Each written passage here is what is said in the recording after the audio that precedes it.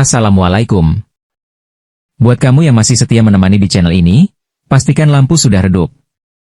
Dan pintu sudah tertutup rapat.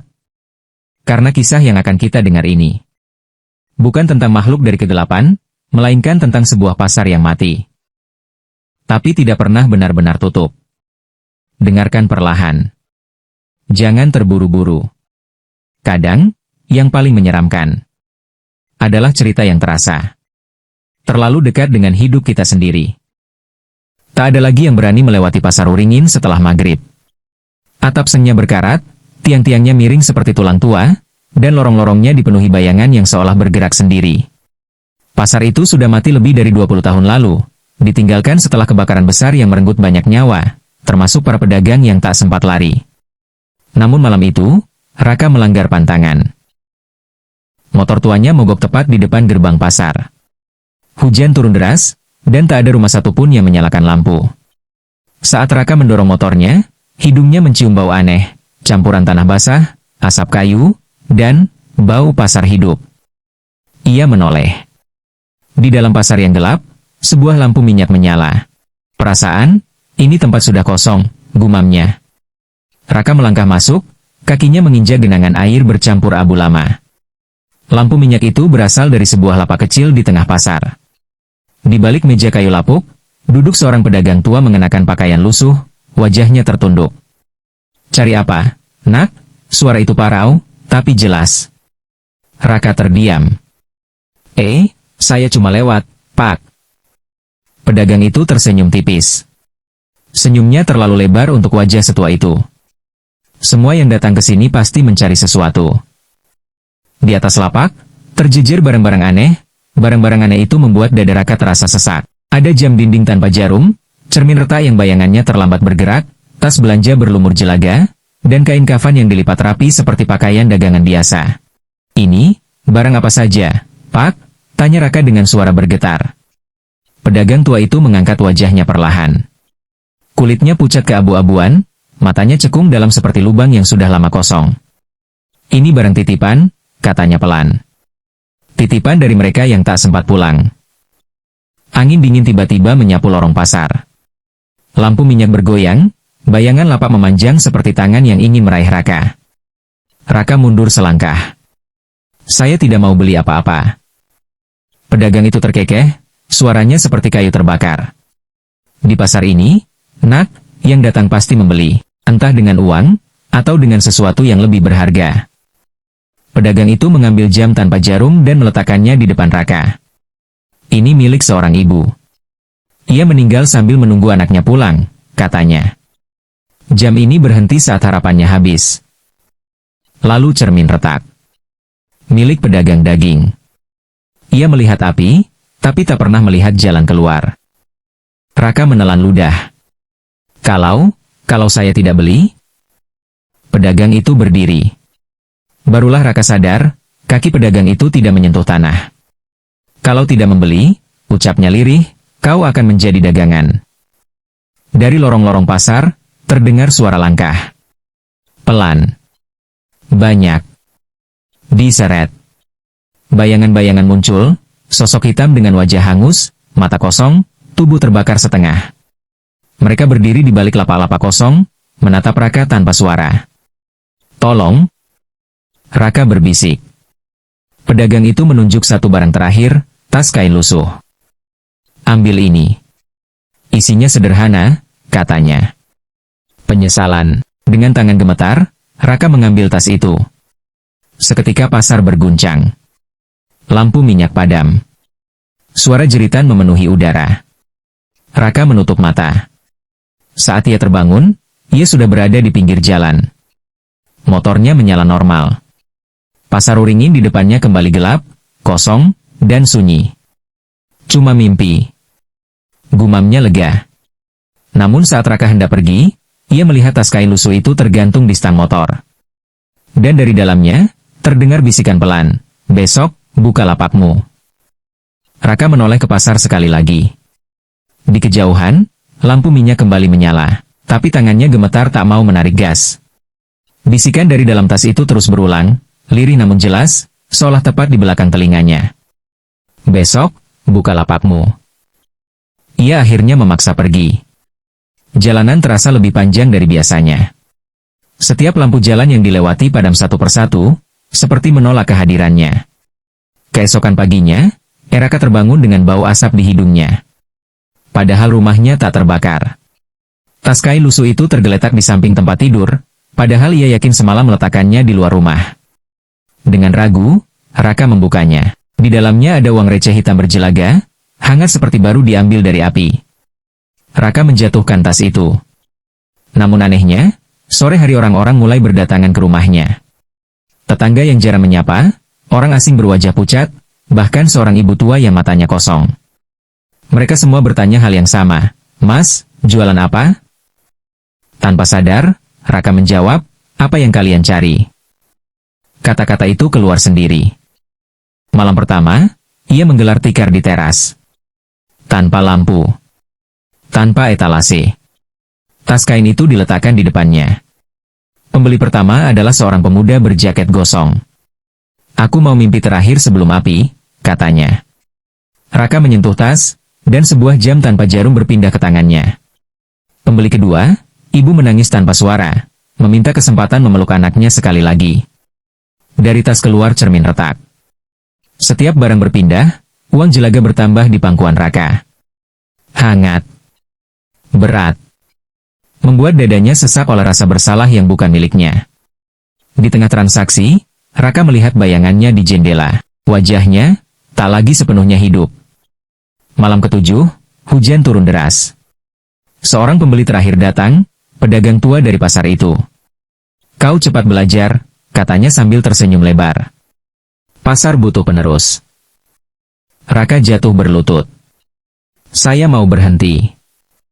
Pedagang tua menggeleng pelan. "Di pasar yang sudah lama mati, Nak, yang hidup hanya perdagangannya." Ia menunjuk dada Raka. "Dan kau sudah menjual jalan pulangmu." Lampu teras padam. Lorong-lorong pasar Uringin muncul mengelilingi rumah Raka, menyatu seperti mimpi buruk yang menjadi nyata. Lapak-lapak berdiri. Bayangan-bayangan berbaris rapi. Pedagang tua meletakkan tas kain lusuh ke tangan Raka. "Kini, kau yang menunggu."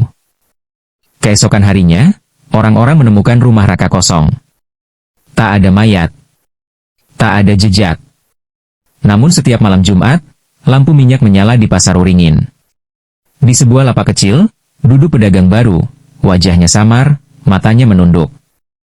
Jika ada yang bertanya, "Cari apa, Pak?" ia akan menjawab pelan. Semua yang datang ke sini, pasti membeli. Dan pasar yang mati itu pun tak pernah benar-benar sepi. Malam-malam berikutnya, pasar itu semakin ramai. Bukan ramai oleh suara tawar-menawar, tapi oleh doa-doa yang tak pernah selesai. Raka, atau apapun yang kini menyandang wajahnya, duduk diam di balik lapak. Tangannya otomatis menata barang-barang yang terus bertambah. Rosario gosong, sajadah berlubang, peci hitam berbau asap, kitab suci dengan halaman menempel oleh darah kering. Ia mulai mendengar bacaan ayat-ayat yang terputus, dilafalkan dengan lidah yang terbakar. Suatu malam, datang seorang anak kecil. Bajunya hangus, tapi wajahnya bersih. "Aku tidak mau beli," kata anak itu pelan. "Aku cuma mau pulang." Raka terdiam. Untuk pertama kalinya sejak ia menjadi pedagang, tas kain itu tak bereaksi. Aku tidak punya jalan pulang," jawab Raka lirih. Anak itu menatapnya lama. "Dulu, ayahku bilang, pasar ini terbakar karena orang-orang lupa berhenti berdagang saat azan." Kata-kata itu seperti pisau. Kilasan ingatan menghantam Raka. Pedagang yang tetap membuka lapak saat azan maghrib, uang yang lebih dipilih daripada sujud, teriakan, sebentar lagi, yang berakhir api. Dari balik lorong, pedagang tua muncul. Wajahnya kini retak seperti arang pecah. "Jangan dengarkan," katanya tajam. "Penyesalan tak laku dijual." Anak kecil itu menggeleng. Tidak semua harus dijual. Ia menaruh sesuatu di atas lapak, sebutir air mata. Jatuh, tapi tak menguap. Saat air mata itu menyentuh meja, pasar berguncang hebat. Lampu minyak bergetar liar. Bayangan menjerit. Pedagang tua mundur. "Apa yang kau lakukan?" Anak itu menatap Raka. "Kalau masih ingat takut, berarti masih bisa bertobat." Tas kain lusuh itu terbakar dari dalam, mengeluarkan jeritan paling keras yang pernah Raka dengar. Raka menutup mata dan berbisik, terbata-bata, "Ya Tuhan, jika masih ada jalan pulang, ambil semua ini." Pasar runtuh. Lapak-lapak hancur jadi abu. Bayangan lenyap satu persatu. Subuh itu, warga desa dikejutkan oleh suara azan dari arah pasar Uringin, padahal masjid terdekat sudah lama roboh. Saat mereka mendekat, pasar itu lenyap. Yang tersisa hanya tanah hitam dan sebuah sajadah lusuh menghadap kiblat. Tak ada lagi lampu minyak. Tak ada pedagang. Namun sejak hari itu, orang-orang yang hampir putus asa sering bermimpi didatangi seorang pria berwajah letih, berkata pelan, "Berhentilah sebelum terlambat. Tidak semua rezeki perlu dikejar. Tidak semua waktu bisa dibeli." Dan pasar Uringin, akhirnya benar-benar mati. Di depannya bukan lapak, bukan tas kain, hanya tangan terbuka, kosong. Tak ada barang dagangan. Tak ada pembeli. Tapi dari mulutnya, terdengar doa yang diulang-ulang, lirih dan patah, "Cukupkan aku dengan rezeki yang kau halalkan, dan jauhkan aku dari yang melalaikan." Penjaga itu lari. Esoknya ia jatuh sakit, namun sembuh setelah berjanji tak akan menunda salat lagi. Sejak itu, setiap ada orang yang serakah, curang, atau terlalu mengejar untung hingga lupa waktu, ia akan bermimpi berada di sebuah pasar gelap. Tak ada pedagang. Tak ada barang, hanya sebuah suara yang berbisik dari kegelapan. "Dulu, aku berdagang karena lupa berhenti. Sekarang aku menunggu, agar kau tidak mengulanginya." Dan mereka yang terbangun dari mimpi itu, selalu terbangun dengan satu hal yang sama. Takut yang menyelamatkan. Karena di dunia ini, ada pasar yang mati oleh api, dan ada jiwa yang hampir mati karena lupa pulang. Beberapa orang mengira semuanya telah berakhir. Pasar lenyap. Api padam. Doa menggantikan dagang. Tapi penyesalan tidak selalu pergi. Kadang ia hanya berubah bentuk.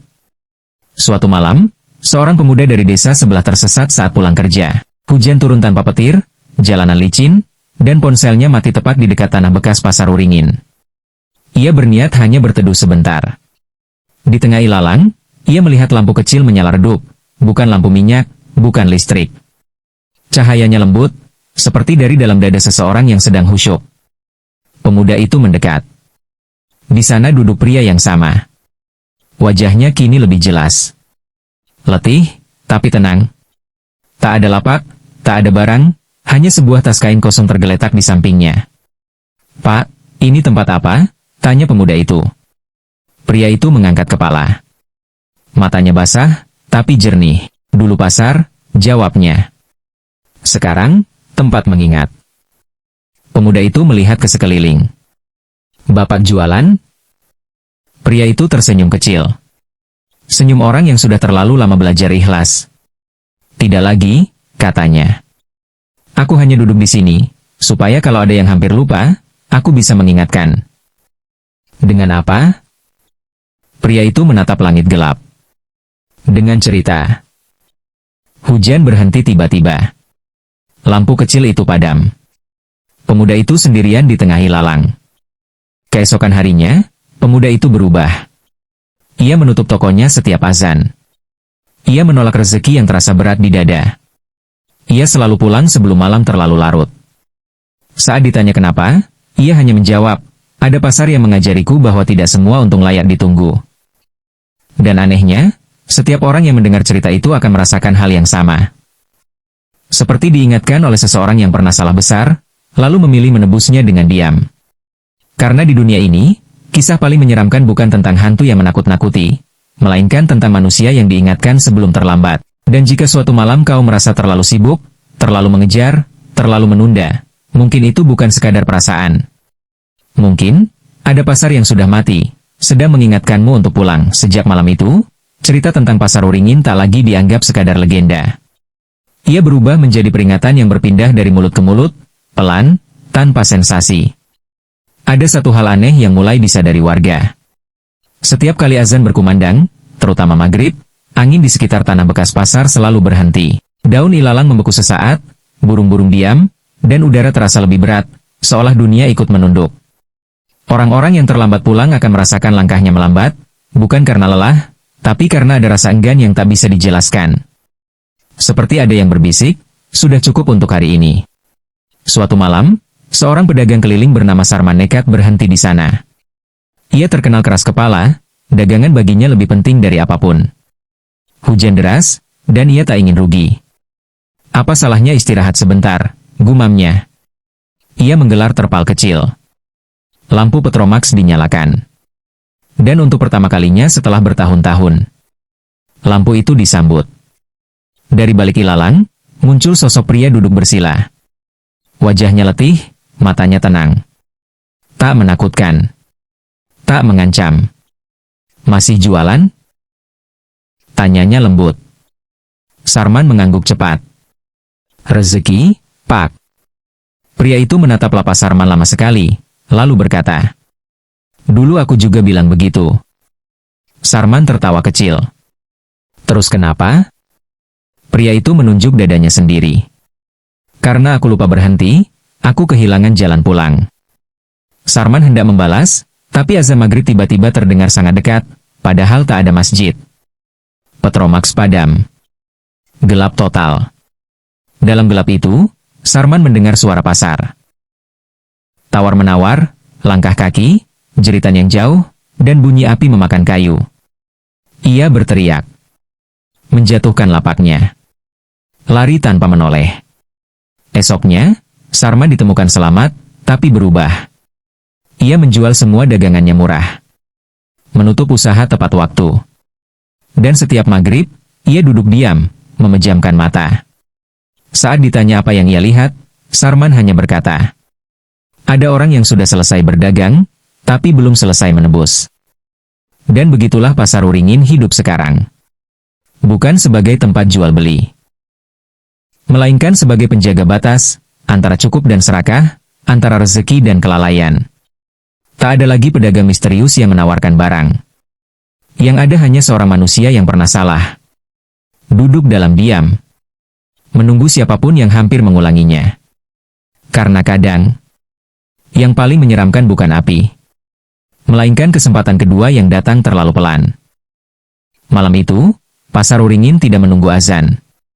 Kabut turun terlalu cepat, terlalu tebal. Ilalang di tanah bekas pasar merunduk seolah diinjak sesuatu yang tak terlihat. Udara berbau gosong, bau yang tidak datang dari api, tapi dari ingatan yang terbakar berulang kali. Seorang sopir truk bernama Bima berhenti karena mesin mati mendadak. Jarum bensin masih setengah. Lampu masih menyala. Tapi truk itu seperti menolak bergerak lebih jauh. Saat Bima turun, ia mendengar suara yang membuat tengkuknya langsung dingin. Suara timbangan pasar. Klek, krek, klek. Padahal tanah itu kosong. Halusinasi, gumamnya. Lalu satu lampu menyala. Bukan dari tanah, melainkan menggantung di udara, setinggi dada manusia. Di bawah lampu itu, meja kayu lapuk muncul perlahan, seperti ditarik dari bawah tanah. Lalu satu persatu, lapak-lapak lain bangkit. Lorong terbentuk. Atap seng berderit. Pasar itu hidup kembali, tapi tidak sepenuhnya nyata. Dan di tengahnya, Raka duduk. Wajahnya lebih pucat. Matanya cekung. Bibirnya bergerak, tapi suaranya tidak langsung terdengar, seperti datang dari dalam kepala Bima. "Kau terlambat pulang." Bima mundur. "Siapa kamu?" Raka berdiri. Saat ia melangkah, jejak kakinya tidak menyentuh tanah, tapi meninggalkan bekas arang. "Aku penjaga," katanya. Dan malam ini, pasar buka. Dari lorong-lorong, pembeli berdatangan. Bukan berjalan, diseret oleh bayangan mereka sendiri. Ada wanita tanpa rahang membawa kantong belanja hangus. Ada pria dengan dada bolong, di dalamnya menyala bara. Ada pedagang kecil yang tubuhnya masih terbakar separuh, tapi tangannya tetap menghitung uang. Mereka semua menghadap lapak Raka. Bima berteriak, tapi tak ada suara keluar. Raka meletakkan tas kain, yang kini basah oleh sesuatu yang gelap dan menetes. "Pasar ini hanya menerima satu pembayaran," katanya tenang. "Waktu hidupmu yang tersisa." Salah satu pembeli menoleh ke Bima. Wajah Bima sendiri, tapi gosong dan tersenyum lebar. "Akhirnya kita ketemu, kata sosok itu. Lampu-lampu pasar menyala serentak. Jeritan pecah. Api muncul tanpa panas, membakar ingatan, bukan tubuh. Bima jatuh berlutut. Dalam kepalanya, ia melihat semua malam ketika ia memilih jalan daripada pulang, uang daripada keluarga, lampu jalan daripada cahaya rumah. Berhenti? Isaknya. Raka menatapnya lama. Matanya kosong, tapi ada rasa lapar di sana. Dulu aku juga bilang begitu. Tas kain terbuka sendiri. Dari dalamnya keluar koin-koin jelaga, terbang, menempel ke dada Bima satu persatu. Setiap koin menempel. Satu ingatan padam. Pagi harinya, truk Bima ditemukan di pinggir jalan, mesinnya hidup.